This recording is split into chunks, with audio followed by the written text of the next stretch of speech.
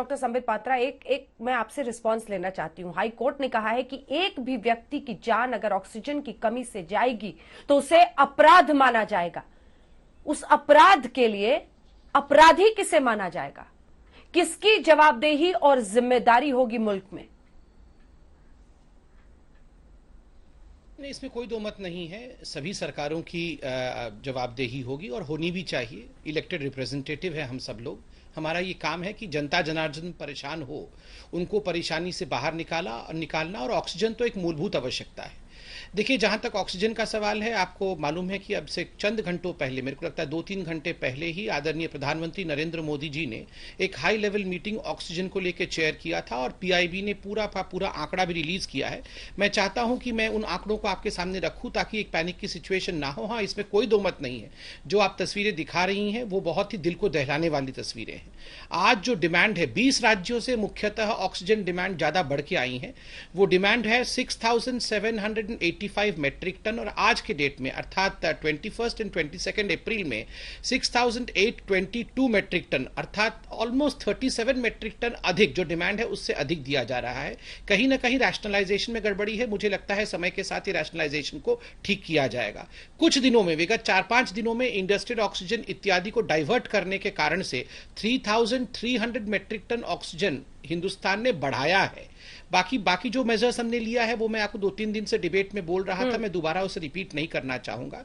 दिल्ली का Kota 378 metric ton था, उसे कल शाम को बढ़ा करके 480 मेट्रिक टन कर दिया गया है। केजरीवाल जी ने भी धन्यवाद दिया है। राज्यों के बीच में जो तनातनी के सिचुएशन को हमने देखा है, उसको लेकर एमएचए ने आज दोपहर के बाद एक नोटिस जारी किया है। वो नोटिस आप सबने देखा होगा, 2 पेज का नोटिस है कि हर ऑक्सीजन टैंकर के साथ किस प्रकार पुलिस भी रहेगी और वहां के जो जिलापाल है, कलेक्टर हैं, एसपी हैं, वो रिस्पॉन्सिबल होंगे कि जहां तक उनका टैग मार्किंग हो रखा है, हर ऑक्सीजन सिलेंडर के साथ, मतलब ऑक्सीजन टैंकर के साथ एक टैग मार्किंग रहेगा कि वो कहां जा रहा है। हमने सुबह देखा था कि अपोलो की संगीता रेड्डी जी ने भी कहा था कि हमारा ऑक्सीजन टैंकर पहुंच नहीं पा रहा है, मगर 5 घंटे पहले उनको वो ऑक्सीजन टैंकर मिल गया है। तो जिस प्रकार से एमएचए ने इसमें दखल दिया है और त्वरित कार्यवाही की है, और airlifting of tankers and airlifting of cryogenic tankers भी किया जा रहा है। जी अंजना जी, ठीक है।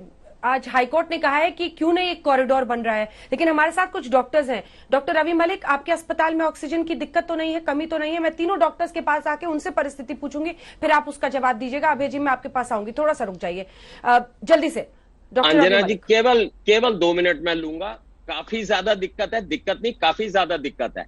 मैं आपको ये बता दूं कि हमारे जैसे हॉस्पिटल जिसमें 45 पेशेंट अभी कोविड के हैं, जो बड़ा आदम कद वाला सिलेंडर होता है जिसको हम डी टाइप का सिलेंडर कहते हैं, वो आधे घंटे में खत्म हो जाता है। इस वक्त इतनी दिक्कत है कि हमारे अपने पर्सनल व्हीकल्स, एम्बुलेंस में कहीं से 2 सिलेंडर आते हैं, कहीं से 6 आते हैं, तो सांस में सांस आती है कि अभी 3 घंटे का काम हो गया, अभी 2 घंटे का काम हो गया, अभी 4 घंटे का काम हो गया। लिक्विड ऑक्सीजन पूरी दिल्ली में अभी कहीं अवेलेबल नहीं है। कायदे से हम जैसे के हॉस्पिटल्स के अंदर लिक्विड ऑक्सीजन के हम टैंक से नहीं देते, हम लिक्विड टैंक से देते हैं, ऑक्सीजन से जो कंप्रेस्ड होती है, क्योंकि जो आदमकद टैंक है, जो आदमकद जो ये सिलेंडर्स हैं, तो बड़ी जल्दी खत्म हो जाते हैं। लिक्विड ऑक्सीजन कहीं पर अवेलेबल नहीं है। मैंने पता किया तो पता चला दिल्ली में कहीं मैन्युफैक्चरिंग भी नहीं है लिक्विड ऑक्सीजन की। और इस वक्त आलम यह है कि सारे मेरे हॉस्पिटल ओनर्स जो है, किसी के पास 4 घंटे की ऑक्सीजन है, किसी के पास 3 घंटे की ऑक्सीजन है, किसी के पास 6 घंटे की ऑक्सीजन है, और हम सिलेंडरों से काम चला रहे हैं। सिलेंडरों से हॉस्पिटल्स नहीं चलेंगे। 6 सिलेंडर आते हैं तो 3 घंटे में सांस आता है। इस वक्त मेरे अस्पताल में ज्यादा से ज्यादा भी है तो 8 से 9 घंटे की ऑक्सीजन है। रात फिर आ जाएगी, उसके बाद हम कहां जाएंगे हमें नहीं मालूम। और सिर्फ ये हमारे हॉस्पिटल का हाल नहीं है, ये सब हॉस्पिटल्स का इस वक्त ये हाल है। सरकार को तुरंत, ऑक्सीजन एक एसेंशियल कमोडिटी है, अगर वो उसकी डेफिशिएंसी से किसी की मौत हो जाए, आप अंजना जी अपना सांस बंद करके देखिए, मैं अपना सांस बंद करके देखूं, कितनी देर तक हम बंद कर सकते हैं।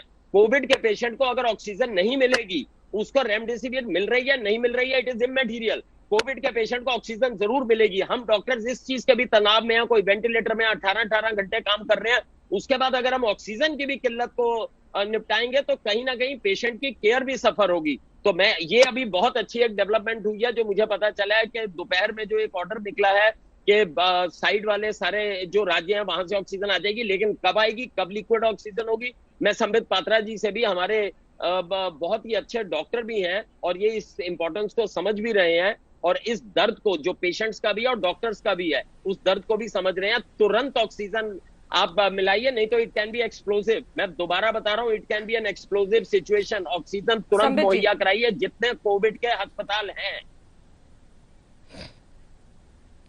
देखिए, जैसे अभी जी, हमने हमेशा सामान्य रूप से बहुत ही संवेदनशील होकर डॉक्टर मलिक को बात करते हुए देखा है।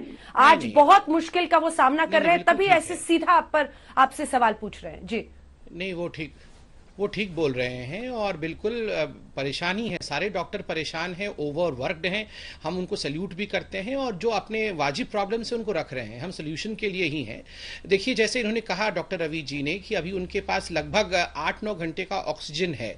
आज आपने देखा होगा एक एक स्टेट को दूसरे स्टेट के साथ, जैसे दिल्ली ऑक्सीजन मैन्युफैक्चर नहीं करती है, तो ये निर्णय लिया गया है कि जो स्टेट अत्यधिक ऑक्सीजन मैन्युफैक्चर करती है उसको जोड़ दिया जाता है। दिल्ली को ओडिशा के साथ जोड़ दिया गया है। ओडिशा दिल्ली को ऑक्सीजन सप्लाई करेगी। केजरीवाल जी की नवीन पटनायक जी से बात भी हो गई है। केजरीवाल जी ने ये ट्वीट भी किया है और मुझे लगता है आज रात तक एयरलिफ्ट होकर लिक्विड ऑक्सीजन ओडिशा से दिल्ली पहुंच जाएगा और कल से ये आप लोगों को सप्लाई होना आरंभ हो जाएगा।